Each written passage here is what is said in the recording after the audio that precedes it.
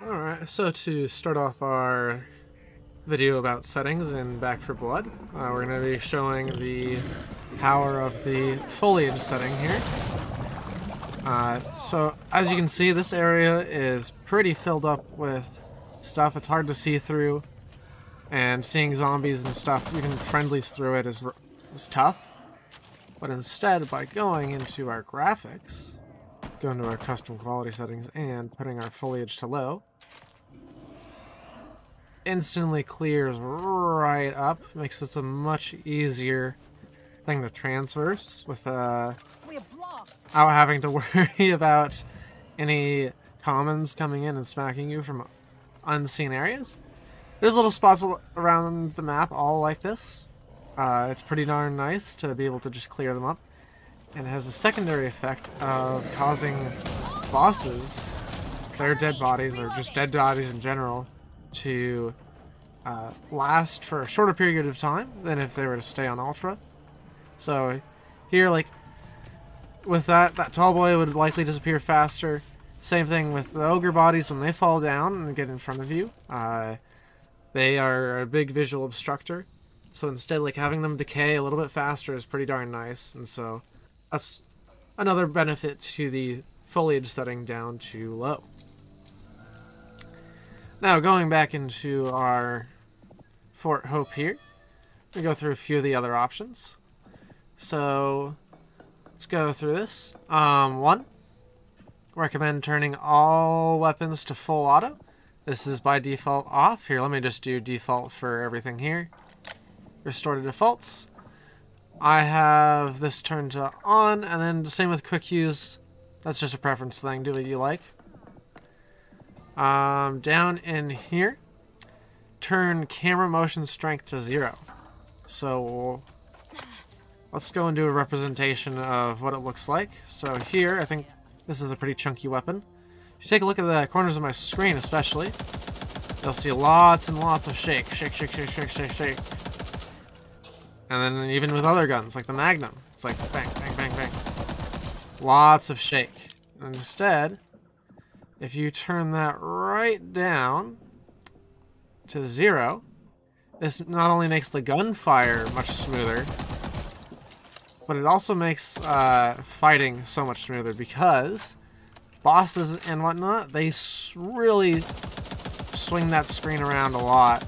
This just makes the game so much easier. Makes it much less of a headache to see that screen switching about also. Turn motion blur to off. Lamau, why would you do that? And then waypoint opacity. I turn this to 40 because I'm like, you see that? I want to see past these when I'm not ADS'd. Like when you ADS, it's fine. When you un-ADS, oh god, I can't see anything past that. And usually what people do is they ping like tall boys, and they'll like miss or something, and then you just can't see it. Or it's even worse if it's a stinger. So I turn this down to 40%. That just makes it so you can see through the stuff if they miss it, which is really nice. Now, going into colorblind mode, I set this to custom. And then with nest nodes, I turn this to yellow. I think it makes them really pop out. I've been asked on stream many times, like, how do I get the little sausages things or the nodes or whatnot to pop out as much as yours? This is how you do it right here. And then I turn my weak spots to blue. That's just a preference thing. Just makes it look clearer to me. Also, like, changes it so the mutated snitches are a different color than the non-mutated snitches. Makes it much easier to tell the difference between the two. Now, down here in the subtitles, I like to have written subtitles on. This is really helpful, especially if you're learning the game, to know the sounds and associate the sounds with what it's actually spawning, so that later on you don't have to see what it says down there in order to understand. It just makes it super nice to have. And then from there, I believe that's all in our gameplay settings. Next, going to our audio, recommend turning this to night mode. Just going to make all those, it's going to squish them together so that the low sounds are louder and the loud sounds are quieter. It just makes it much easier to hear small things like footsteps. This is a pretty usual setting for like all video games, especially if you've played competitive FPS games, then you know about this setting most likely. Just allows you to hear things easier without blowing out your ears. It's an ear saver is what it is.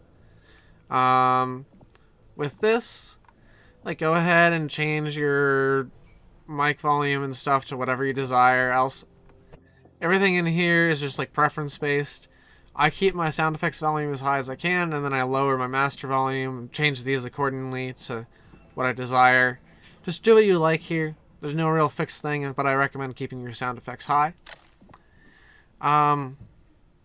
Going into our graphics settings now, I prefer borderless full screen, and with this, because I have DLSS, a card that can use it, I use it. Sharpening, whatnot. I'm not really a big person that knows much about this, but whatever.